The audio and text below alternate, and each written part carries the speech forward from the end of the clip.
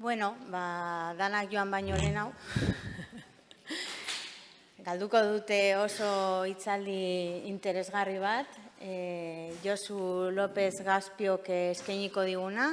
Gaurko azken hitzaldia izango dana. Zientzia divulgazioa umorearen moldean. Josu lankidea dut, ordan plazera da bera orkestia. Bera kimikaria da, kimikan doktorea, gaur egun goi ikastegian da irakaslea eta ikertzaile, naiz eta aurretik beste lan batzuetan ere ibili den. Zientzia divulgatzailea da, hainbat mediokin kolaboratzen du, bai Berrian, ez dut jarrit, betaurrekoak, Euskal Telebistan, Zientzia Kaieran, Tolosako Atarian, ez? Norteko ferrokarrilan, oso medio diferentetan baita ber, lokalagoak eta orokorragoak, Kafe Luiar saria ere irabazi dozu birritan, eta divulgatzailea izateaz gain, eta ematen ez duen arren, umoregilea ere bada, baina haian hori da berezikoena da, kasuna gabe bai, sorpresa hori. Euren barredromoan parte hartzen duzu, parte hartu duzu baita be, esango neuke Wolfram Deunako edizio guztietan, ni baten parte hartu nuen, eta gero ja berriro ez zidaten deitu, ez dakit, hainbesteko umorea ez neban eukingo, ni dino, baina zu beti asmatu dozu. Bertso zientzia, hau da, divulgatzailea, baina beti be beste ikuspegi batetik. Beraz, hitza emango izut, eta ia zer kontatzen diguzun. Eskerrik asko. Eskerrik asko, Ainhoa. Eskerrik asko aurkezpenagatik, eta baita eskerrak ematea ikergazteko batzorde zientifikoai, aukera hau emateagatik. Umoregilea nahi zela esatea, igual gehiegi esatea da, baina bai, aipatu dituzu, kolaboratzen duten hainbat edabide, eta, hainbat ekarpen egin ditut azkeneko 10 bat urtetan edo, eta horietako batzuk justu, bai Wolfram Deuna Luiarrekin dakoa, barredromo UEUk, bertso zientzia, guzti hauek komunen daukate umorea eta zientzia uztartu nahi izatea, eta postekoa da, holako ekimenak eukitzea gugandik hain gertu. Eta ni baita kontuatu naiz, nire ekarpena ez beti, baina ekarpen askoren gakoa umorea izan dela. Modu desberdinetara, umorea egin daiteke seriotasunetik, ez da komiko bat izan behar umorea egiteko, baina bai, erabili izan dudala gako bezala normalen jende erakartzeko edo ideia bat trasladatzeko. Eta honekin lotuta, gaurko hitzaldi honetan kontatu nahi ezkizuet bi atal hauek. Zer den zientzia divulgazioa, zer den umorea, eta pixka bat nola uztartu bi gai hauek, ezta? Zientzia divulgazioarekin hasita, hemen divulgazioa asko egon da gaur, nire ustez dena ez da divulgazioa izan ere zer da zientzia divulgazioa edo orokorren divulgazioa, zer da? Hemen ikergazte kongresuan aurkezpen bat egitea divulgazioa da? Edo Science aldizkarian artikulu bat idaztea divulgazioa da? Urtezarreko afarian zuen familiakoi kontatzea zuen tesiaren gaia zein den divulgazioa da? Norbera pentsatu dezala bai edo ez, baina guazen hiztegira. Hiztegiak esaten digu zerren divulgazioa. Jakintza bateko ezagutzak horretan aritu ez direnak ulertzeko moduko era errazean azaltzea. Eta hemen daude nire ustez gako batzuk oso garrantzitsuak ezagutzak transmititzea da divulgatzea. Horretan aritu ez direnentzat egindako zerbait da, hau da, nolabait ez da aditu izan behar gai horretan, divulgazio ekarpen bat ulertzeko, eta ulertzeko moduko era errazean kontatu behar da. Hortaz, aipatu dituden horietatik batzuk divulgazioa dira eta beste batzuk ez. Eta horregatik esan dut, hemen bertan ere ikergazten, aurkezpen batzuk nire ustez divulgaziokoak izan dira, eta beste batzuk agian difusioaren multzoan sartuko genituzke, nolabait behar dutelako zerbait gehiago jakin behar da aurkezpen horiek ulertzeko. Bale, pixka bat bi bloketan banatuko nuke zientziaren komunikazioa, ezta? Alde batetik zientzia komunikazioa, ezagutzen transmisiora bideratuta dagoena, eta bestetik, egongo litzateke, zientzia kazetaritza albisteekin lotzen den komunikazio hori. Eta horren barruan, hemen bai, ikusten dugu, lehenengo aldiz, zientzia divulgazioa zer den. Gizarteari zuzendutako zerbait da, edonorentzat egiten dena, edonork ulertzeko moduan. Modu horretara kontatu behar du ikertzaileak zientzia divulgazioa bada. Bestela, zientzia edapena edo difusioa izango da. Ezagutza komunak dituztenen arteko komunikazioa. Eta bestetik, esan behar da, lotura handia dagoela zientzia komunikazioaren eta zientzia kazetaritzaren artean. Hain zuzen, albiste bat aztertzen ari bagara, zentral nuklear bat ixteari buruzko erreportaje bat, seguraski ulertu beharko dugu energia nuklearra zer den, hau da, divulgazio egin beharko dugu, energia nuklearra zer den azaltzeko, albiste hori ulertu alizateko. Eraz, muga lausoa da. Eta divulgazioa oso garrantzitsua da, nire ustez. Onurak dauzka zientzialariarentzat. Zuek jarri zaretenean hemen aurkezpenak prestatzen, onurak ekarri dizkizu, izan ere ikertzaileak kontatu behar duenean eta modu erraz batean kontatu zer egiten duen laborategian, beste modu batera ikusten du bere ikerketa eta hobeto ulertzen du egiten ari den hori. Baita ere balio du gizartearen kultura zientifikoa handitzeko, oso puntu garrantzitsua. Eztabaida sozialak dauzkagu egunero, horietako batzuetan zientziak bere puntua dauka eta gizarteak behar du formakuntza minimo bat, eztabaida horiek eraginkorrak izateko, jakin behar dugu zertaz ari garen hitz egiten. Eta arriskuak, hainbat gaitan bezala, hemen ere, badago, sasi divulgazioa deituko genuken hori, hau da, nolabait, zientziaren edo divulgazioaren izenean, gezurrak edo zientifikoak ez diren gauza kontatzea, fake newsak eta bar. Eta pixka bat, gizartearen kultura zientifikoaren kontu horrekin lotuta, adibide simple bada, duela hainbat urte egindako inkesta bat, estatu batuetan egindakoa, zientzialarien eta gizartearen iritzi desberdintasunak konparatzeko. Eta honek ez du esan nahi ona edo txarra deni, baizik eta desberdintasuna oso nabarmena dela, adibidez.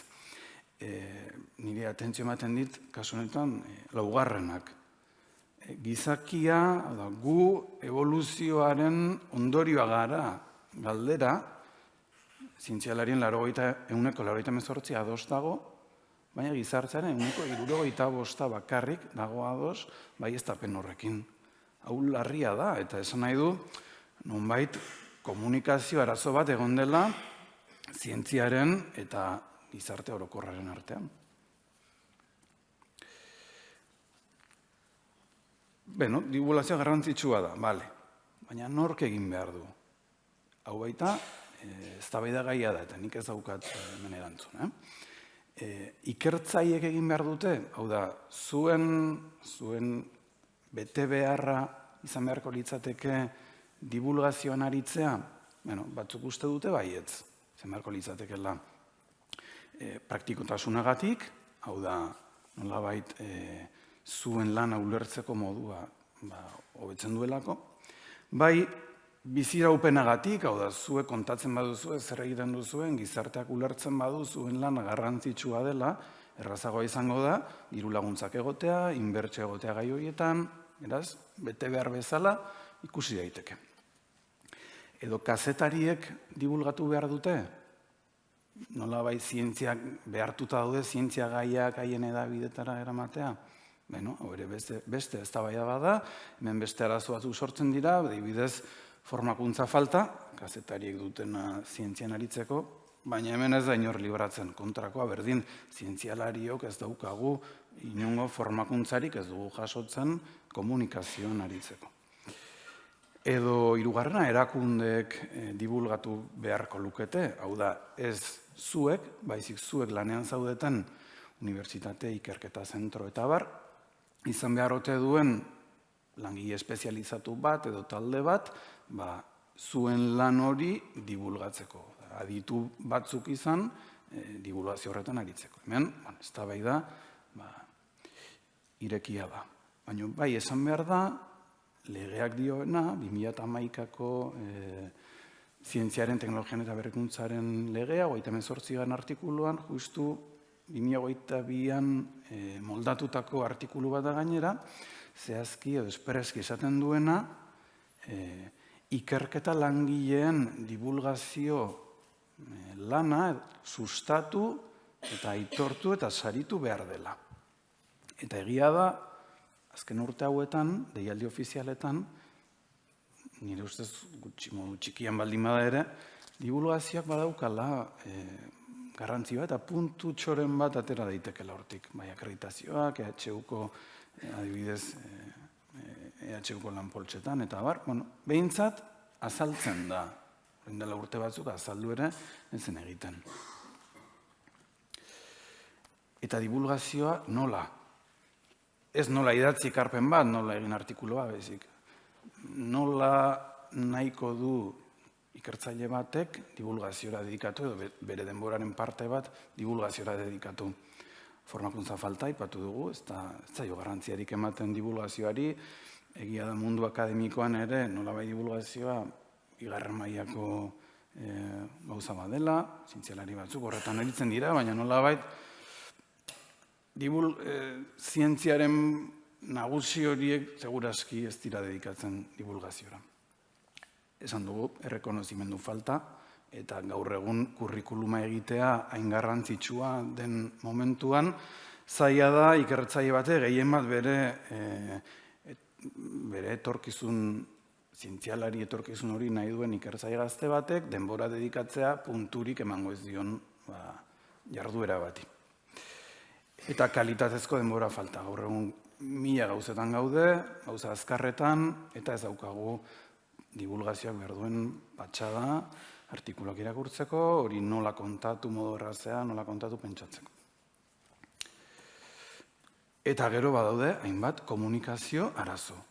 Eta hemen, kontatuko dizuet, adibide, niri gertatuako goza pertsonal bat, duela urte batzuk, baina, Euskadi Irratiko elkarrizketa bat, elikadurari buruz, bat eta beste, eta horren arten, hause esan, literala.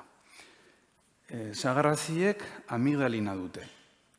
Amigdalina karbohidrato bat da, eta gure liseriketa sisteman sartzen denean molekula bakoitzeko zianuro molekula bat askatzen da. 50 kilo sagar hazi jan beharko genituzke, jan beharko lirateke, ez 50 kilo sagar hazi, zianuro intoksikazio bat izateko. Etxera, pozpozik, aita ama jarri irratia, teako naiz. Titularra. Sagarrak zianuroa dauka. Eta gaur bilatzen badezue Googleen, horrela agertzen da oraindik ere, sarean dago. Gezurra da? Ez da gezurra. Errealitatearen irudi on bat da? Ez, hemen komunikazio arazo bada, eta norbaitek irakurtzen badu Josu López Gazpio kimikan doktorea, sagarrak zianuroa dauka, hori ez da, ez nik kontatu nuena, ez realitatea. Egia da, zientzia divulgazio asimetrikoa dela. Hau da, zerbait modu errazean kontatzen dugun momentutik, zehaztasuna galduko dugula onartu behar da. Horretarako dago arloko terminologia konplexua, zehaztasunik ez galtzeko. Beraz hemen, galdu behar dugu. Komunikazio defizientziak onartu behar dira sinpletasunaren mesedean. Baina tresna egokiak behar dira komunikazio honetarako. Bestela, sinpletasunetik sinplekeriatara joango gara. Eta hemen, kontatu nahi dizuet, pasartetxo hau niri asko laguntzen didana, nire artikuluak idatzi behar ditu danean. Eta esaten du, norbaitek Einsteinen teoriaren azalpena eskatu dit. Gogo handiz, tenkagailu eta geodesika tetradimensionez hitz egin diot. Ez dut hitz bakar bat ere ulertu, esan ditxun dituta. Eta nik une batez, gogoeta egiten dut, eta gero, gogo gutxiagoz, azalpen ezain teknikoa eman diot, geodesiko batzuk aipatuz. Baina hegazkinlariak eta errebolber tiroak tartean sartuz. Orain ia dena ulertzen dut, esan dit lagunak nahiko pozik. Baina bada oraindik ulertzen edudan zerbait. Geodesiko horiek, koordenatu horiek, atxekabez beterik, buru konzentrazio sakon baten murriltzen naiz, eta amaitzeko betiko baztertzen ditut geodesikoak eta koordenatuak. Benetako ankerkeriaz, argiaren abiadurarekin bidaiatzen ari diren bitartean, erretzen ari diren hegazkinlari eta soilik hitz egiten dut. Eta tren geltokietako buruak aipatzen ditut. Eskuineko eskuarekin errebolber bat tirokatzen dutenak, eta ezkerreko eskuan duten kronometro batekin denborak, trenak eta kanpaiak egiaztatzen dituztenak. Orain bai, orain ulertzen dut erlatibitatea, dio nire lagunak pozaren pozez. Bai, erantzuten diot, saminez beterik, baina jada ez da erlatibitatearen teoria. Sinpletasuna, sinplekeria. Muga non jarri? Norbera jarri behar du muga hori, baina kontu zibili behar da. Eta horretarako, badauzkagu zenbait baliabide divulgatzaile bezala. Hemen badaude hainbat hitz, hainbat tres, hainbat baliabide, zientzialariontzat oso arrotzak, ez ditugu erabiltzen hauek gure ikerketako testuetan, emotibitatea, ironia, haserrea, iritzia ematea, anekdota kontatzea, agian kasuren batean bai, baina orokorrean hauek ez daude zientzialari baten baliabideen artean. Eta justu, horretako batean jarriko dugu fokua, niretzat garrantzitsuenetakoa, dena umorea divulgaziorako baliabide bezala. Gaur bertan ere ikergazen ikusi duguna eta oso ondo erabilita gainera. Umorea. Goazen kokatzera pixka bat definizioetan. Zer da umorea? Bueno, psikologiatik heltzen badiogu, umorea unibertsala da. Kultura guztietan dago, baita isolatuta egon diren tribuetan ere, umorea dagoela badakigu. Umorea eta barrea, ez dena gauza bera. Norbanako guztiek, oroar, norbanako guztiek, egin dezakegu umorea. Baita frogatuta dago, zenbait animaliek ere umorea erabiltzen dutela. Eta oso garrantzitsua da, gure berezko ezaugarri bat da. Ikerketek frogatu dute, gorrak eta itsuak diren ume jaio berriek ere, inoiz barrea entzun ez dutenek, badakitela barre egiten. Negarraren ondoren, jaio ondoren egiten dugun lehen bokalizazioa da. Aldiz, psikologiatik oso gutxi ikertu den termino bat da. Eta badago liburu oso interesgarri bat, umorearen psikologia. Aztertzen duena, serio jarrita, umorea zer den. Eta ikusten dute, hain garrantzitsua izanik, psikologiako liburuetan, hainbat aztertzen dituz, hainbat liburu, bakar batek ere ez dauka kapitulu bat umoreari dedikatuta. Eta aipamenak ere oso urriak dira. Zergatik beti ikusi delako bigarren mailako gauzat bezala. Paiazoek egiten duten hori, baina hau ez da psikologia. Gainera beti psikologiak jarri du fokua gauza negatiboetan. Egia da, 20. mende erdialdetik aurrera, psikologia positiboa garatzen hasten da, baina hala ere, umoreari ez zaio ematen bere lekua. Beti, bigarren mailan. Hortik abiatuta, idazten dute psikologiaren umorearen liburua, eta saiatzen dira ematen umorearen definizio bat. Eta esaten dute, umorea da termino zabala, polifazetikoa. Jendeak egiten edo esaten duen edozer izan daiteke. baina baldintza batekin. Besteek divertigarritzat hauteman behar dutena. Eta barrea eginarazteko helburu duena. Hori da lehenengo definizioa. Eta bigarrena, horren eranskin moduko bat, estimulu divertigarri hori sortzeko edo hautemateko egin behar dugun prozesu mentala. Hori da umorea. Eta umoreak, prozesu mental bezala, sortzen digu emozio bat. Pentsa zein gutxi ikertu den umorea, ez dagoela hitz bat, umoreak sortzen duen emozioa izendatzeko. Euskaraz izan daiteke poza, alaitasuna, baina autorerek esaten dute ez dagoela hitz bat hori definitzeko. Esan dugu baita, barrea soziala da. Normalean ez dugu bakarrik egiten, beti da norbaitekin, norbait entzuten, norbait ikusten, gertatu den zerbaitan pentsatzen, umorea soziala da. Eta barrea ere bai, barrea da emozio horren adierazpen bat, gurekin taldean daudenak jakin dezaten umorea sentitu dugula, barrea da adierazpen fisikoa. Eta frogatu da baita elkarrekintzak sortzeko ezinbesteko tresna badela gizakiarentzat. Umorea, eta hau, orain dela gutxik hasi duen gauza bada, nondik datorren, zer den umore hitza nondik datorren. Hemen baldin badago anatomia edo fisiologiako norbait, jakingo du umore atxerekin erabiltzen dela organismoko likidoak izendatzeko. Eta hitza hortik dator, hain zuzen, Hipokratesek pentsatzen zuen lau likido, lau umore zeudela gorputzean, eta umore hauek orekatuta egon behar zirela. Hortik dator, umore ona izatea, umore ona likidoriek orekatuta zituen pertsona, nolabait, pertsona osasuntsu bat, eta hortik dator umorea. Evoluzio historiko oso handia izan duen ez dauka zerikusirik, greziarren garaiko umore horrek edo gaur egungoak. Hasiera batean umorearen enfokea zen gehiago norbaitetaz barre egitea, erridikuloaren zentzu horretan, ez? Hori izan zen umorearen abia puntua.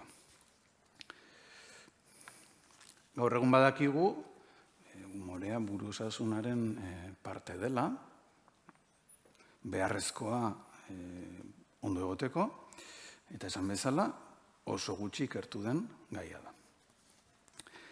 Umorearen elementu psikologikoetara baldin bagoaz, lau elementu deskribatzen dituzte. Alde batetik behar dugu barre egiteko, edo umorea eragiteko, gertakari bat, estimulu bat izan daiteke, norbait erori egiten da, zebe gertatu da. Behar dugu prozesu kognitibo bat, gertatutako hori ikusi behar dugu, ikusi edo entzun, sentitu. Normalean estimulo hori izango da, estimulo inkongruente bat, umorea hortik dator. Espero ez dugun zerbait, zentzua ez daukan zerbait. Eta inkongruentzia hori gure buruan ebatzi behar da. Kasu batzuetan, emozio bat sortuko digu, beste kasu batzuetan ez. Nolabait txiste harrapatu badugu, edo grazia egin badigu, sortuko da erantzun emozional bat. Pozak akotxen artean, ez delako zehazki poza, emozioa sortuko da, eta segurazki emozioaren adierazpen bat etorriko da segidan izan daiteke. Algaraz beterik egotea, irrifarre txiki bat izan daiteke, eta bar. Honekin lotuta, pixka bat, horrekin adibide bat jarri nahi izan dizuet, kamiseta honekin. Ez zeukan barrea eragiteko helburua, baina bai, kamiseta hau estimulu bat izan da, agian norbait ikusi du, beste norbaitek ez. Atzekoek ikusi ere ez dute egin, hortaz ja, temate prozesuaren lehenengo fasean galdu dira. Beste batzuk ikusi bai, baino zer da hau, inkongruentzia ulertzeko talde baten parte izan behar da. Kimikari edo behintzat zientzialarien parte, ulertu behar da taula periodikoa, HG, Merkurioa, eta baita beste talde baten parte. ulertzea Freddie Mercury eta nola doan jantzita. Kasu batzuetan, prozesu kognitibo horrek eramango gaitu irrifare txiki batera, edo ez. Ez badakigu ezer Freddie Mercury buruz eta Merkurioari buruz, tipo hau zer da kamiseta hau, ez dut ez ulertzen. Ez du eramaten urrengo fasera, zango genuke. Bale, hau, berdin errepikatzea da, jarraituko dut. Humoreak baditu funtzio batzuk. Soziala aipatu dugu, eta hori oso garrantzitsua da, onura interpertsonalak, ondo sentierazten gaitu, badakigu nolabait umorearen bidez lortzen den emozio horrek edo pozo horrek sortzen dituen adierazpenak, ekartzen digula gorputzean hormonen koktel bat, hainbat aldaketa, sistema kardiobaskularrean, muskuloeskeletikoan, eta bar. Ona da eta frogatuta dago ikerketen bidez, barre egitea eta umore hori sentitzea ona dela. Baitare balio du tentsioa murrizteko, egoera zai aurre egiteko.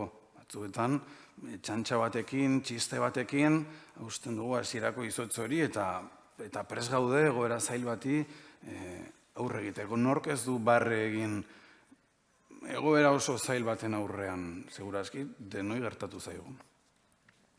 Eta taldeen testu inguruan badauka funtzio sozial oso garrantzitsu bat. Bai talde izaera indartzeko, nik kimikari buruzko txiste bat egingo banu, begira ze txiste hona eta gainera bakarrik kimikariok egingo dugu parez, bestek ez dute zer ulertuko. Hori da funtzio bat, zauden talde horretan kohesioa bultzatzea. Eta baita kontrakoa, eta honetaz baita izegin behar da, umorea baita izan daitekelako agresiboa, umore oldarkorra existitzen da, umorea da, nolabait, nahi ez dugun hori ez, baina umore oldarkorra, diskriminatzailea, norbaitetaz barre egitea, kontrol sozial modura. Eta hemen sortzen dira, edo hemendik sortu izan dira, txiste arrazistak, txiste matxistak, eta abar.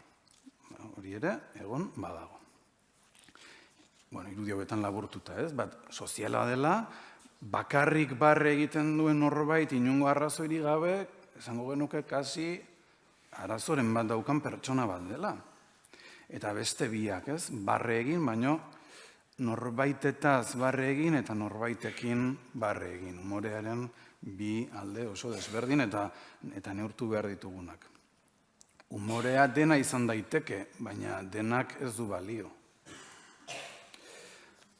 Umore motak. Hemen, ipatu dizudan liburu horretan, umorearen sailkapen bat egiten dute, oso deskriptiboa, oso serio jartzen dira umorea aztertzeko, eta hemen identifikatzen dituzte alde batetik umore emankizunak, hau izango litzateke, bakarrizketa bat entzutera joatea, ez? Norbait, hemen jartzen da, eta kontatzen du zerbait, barre egiteko helburu bakarrarekin. Bigarrena izango litzateke txistea. Txiste bat, kontakizun labur bat, ez antzezlan bat, edo zen momentutan sortu daiteken zerbait da. Hemen oso argi ikusten da, inkongruentziaren ideia hori, hain zuzen burura datorkizuen edo zen txiste ekartzen baduzue, ikusiko duzu daukala zientifikoki esango genukena, setup fasea eta punchline edo inkongruentzia horren agerpena. Adibide txiki bat jarriko dizuet, txistearen egiturari buruz, hau Long eta Grasserrek aztertutako txiste bada. Eta esaten du, gizon bat autobusera igo da bere haurtxoarekin. Ordaintzen saiatzen ari den bitartean, autobuseko gidariak hitz egin dio, aurra zein itxusia den esanez. Txoferrak esandako suminduta, gizon arnaz estuka eta minduta eseri da atzeko aldean. Zer gertatzen zaizu esan dio alboan eserita emakumeak. Autobuseko gidariak mindu nauen zerbait esan dit, esaten dio. Ben hori ez dago ondo, zergatik ezara itzultzen aurre aldera, eta barkamena eskadi ezazula esaten diozu. Esan zion emakumeak. Arrazoi duzu, oraintxe bertan egin beharko nuke, esan zuen aitak. Oso ondo egingo duzu erantzuten dio emakumeak. Momentuz, hau da, setapa. eta inkongruentzia bat. Zu lasai egon, bitartean tximinoa eutxiko dizut. Bueno, hemen dator, espero ez dugun esaldi hori, inkongruentzia bat, zentzugabeko zerbait, nolabait gure garunaren funtzionatzeko modu normala puskatzen duen zerbait. Eta honek, edo gehiago edo gutxigo edo bai edo ez, baina honek sortuko du umore. Eta pentsatzen baduz edozein txistetan, beti inkongruentzia baten ebazpena da umorea sortuko, barrea sortuko duena. Bale, gero baditugu baita bapateko elkarrizketa umorea, umore konversazionala esaten dena, hau da egunean zehar gehien gertatzen zaiguna edo entzuten duguna, besterik gabeko konversazio edo elkarrizketa batea, laneko elkarrizketa bat, eta jo, atzo hau pasazti zaidan, eta barrea edo umorea sortzea. Eta laugarrena izango litzateke, nahi gabekoa. Umore egiteko asmori gabe, norbaiti barre eragitea. Bale, hemen kokatzen dira gero, umorearen teoriak, agin ez naiz sartuko gehiegi, inkongruentziaren aipatu dut, baita ere nagusitasunaren teoria, o aspalditik datorren hori, hau da, norbait gaizki ustean, edo norbait zu baino beherago ustean, oinarritzen den umore hori, ez? Hau, aspalditik ezagutzen dena da, esango du, agian libre gaude, gaur egun ja umore mota honetaz, baina agertzen da. Eta ikerketak badaude, hau argitaratutako lan bat da, eta nahiko nuke pixka fijatzea, bi irudi berdin, bineta bat da, goiko irudian ikasle bat eta irakasle bat, titulu bat jasotzen du ikasleak, eta tarta batekin ematen du irakasleari. Eta behekoa da berdina, baina rolak aldatuta daude. Kasu honetan, irakasleak botatzen dio tarta aurpegira ikasleari. Bietako zein iruditzen zaizue divertigarriagoa? Hemen segurazki bakoitzaren erantzuna desberdina izango da, eta hau, ikertuta dago, hain justu, ikasleen artean barregarriagoa da irakasleak jasotzea tarta aurpegian. Aldiz, irakasleen artean egiten denean galdera, justu kontrakoa da, ikasleak jasotzen duenean tarta hori aurpegian egiten die grazia gehiago. Hau, erabat, lotuta dago, nagusitasunaren edo talde izaera horrekin, eta beste norbait, gaizki, zu baino berago, dagoen norbait, gaizki ustearen idea horrekin. Eta honekin ja ikusi dugu zientziaren divulgazioa, ikusi dugu umorea, goazen biak lotzea. Umorearen erabilera zientzia divulgatzeko. Egia da komunikazioan oso ikertuta dagoela umorearen erabilera. Pentsatzen baduzue telebistan ikusi duzuen edozein iragarki, gehienek edo askok umorea erabiltzen dute konbentzitzeko tresna gisa. Eta segurazki gogoan dituzuen iragarki gehienak umorean edo grazia batean oinarrituta daude. Hezkuntzan, ikerketa batzuk badaude, hezkuntzan nola erabili umorea, eta zientzia divulgazioan berriz, ikerketarik ez dago. Baina egia eta nire ustez, irakasle batek egiten duena azken batean, divulgatzea da, irakaslea divulgatzaile bada, irakasleak ez aldu aditu ezan bati zerbait modu errazean kontatzen. Noski. Eta hauexek dira, karrizkizuedan umorearen moldeak edo umorearen kategoriak, 11 kategoria deskribatuta daude umorea egiteko. Batzuk jarri ditutola izartxoekin, pixka bat kontu zibiltze badirenekin, izan daiteke ironia, adarra jotzea, erantzun burutsuak, autogaitzestea, exagerazioa, ohiko esare transformatzea, satira, sarkasmoa, alden erretorikoen erantzuna, zentzubikoitza eta hitz jokoak. Asteriskoekin jarritako hauek, izango lirateke nolabait, arriskutsuak direnak batzuk, zuzenean agresiboak direlako ez dira erabili behar. Beste batzuk kontu zibiltzekoak, ironiaren kasua, segun eta zein dan publikoa, arrisko handia dago ironia bat ez ulertzeko, adibidez, hezkuntzan erabiltzen bada. Edo adarra jotzea, noski, muga bateraino. Nik norbait konbentzitu nahi badut homeopatia oso txarra dela, eta barre egiten badut homeopatia hartzen duen jendeaz, segurazki ez dut lortuko hauek konbentzitzea. Baina bai ikertuta dago umoreak lortzen duela giro on bat sortzea. Eta giro honek emaitza akademiko hobeagoetara eraman dezakela. Evidentzia, egia da, eta onartu behar da, oso urria dela eta anekdotikoa. Normalean, hezkuntzaren arloko ikerketa hauek, kasu konkretuetan edo irakasle baten pertzepzioan oinarritzen dira. Baina badakigu eraginkorra izan daitekela umore eta ikaskuntza hain zuzen informazio umoretsua hobeto gogoratzen delako, ez umoretsua baino. Honek dauka arrisku bat, saturatu gaitezke umore gehiegirekin ez dauka zentzurik, gehiagizko umorean erabilerak. Baita daukagu arriskua umoretsua ez dena ahazteko, hau da, nik hartzen badut zerbait ez daukana zentzurik kontatu nahi dudanarekin, bakarrik zerbait umoretsua egiteagatik, arriskua dago entzuleak umoretsua zen horrekin bakarrik gogoratzeko. Horregatik, ikerketa diote, umoreak beti egon behar duela guk transmititu nahi dugun eduki horrekin lotuta. Bestela kalterako izan daitekela.